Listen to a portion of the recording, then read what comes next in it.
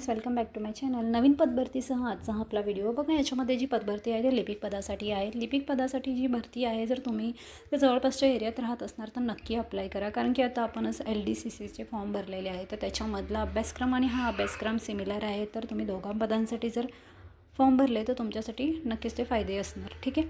तर बघा, the Malegaon Merchant Cooperative Bank Limited 19 पदांसाठी ही लिपिकची पदभरती आहे.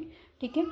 तर बघा, काय आपल्याला आवश्यक पात्रता आहे शैक्षणिक. तर मान्यताप्राप्त विद्यापीठाची पदवी जर वाणिज्य शाखेतील असेल 50 गुणासह तर त्यांना प्राधान्य देण्यात येईल.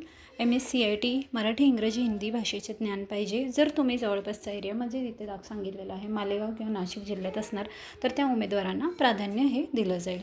ठीक आहे. तसंच तुमच्याकडे जर इतर ज्या कोणती पदवी आहे, जसं कायदेविषयक पदवी किंवा JIIB, CAIIB यांसारखे जर तुमच्याकडे पदविका असणार तर तुम्हाला तिथे प्राधान्य दिलं जाईल. किंवा लिपिक पदाचं तुमच्याकडे जर बँकेमध्ये काम केलं असेल तर तशा कॅन्डिडेटला इथे प्राधान्य दिलं जाईल. तर बघा, इथं उमेदवाराची वयोमर्यादा काय दिलेली आहे, 22 ते 35 वर्ष दिलेली आहे.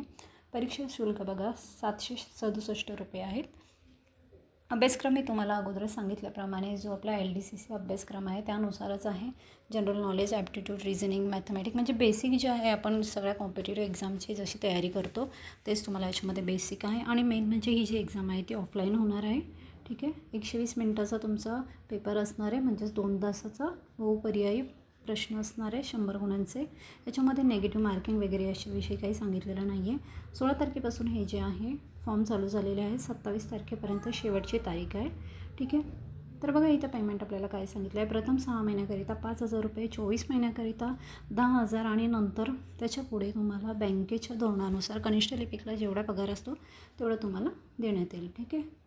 पुढे बघा, जी आपल्याला ऑनलाईन फॉर्म भरण्यासाठी आवश्यक कागदपत्रे असतात, जसं पासपोर्ट साईज, आपला फोटो, स्वाक्षरी हे सगळे लागणार आहे. ठीक आहे. तर बघा, तुम्हाला जर तुम्ही तिथे जवळपासच्या एरियामध्ये राहत असणार तर नक्कीच या जो फॉर्मनुसार तुम्ही तिथे अप्लाय करा आणि तुम्हाला जी मिळालेली संधी आहे त्याचं सुवर्ण संधीमध्ये रूपांतर करा. ठीक आहे. थँक्यू.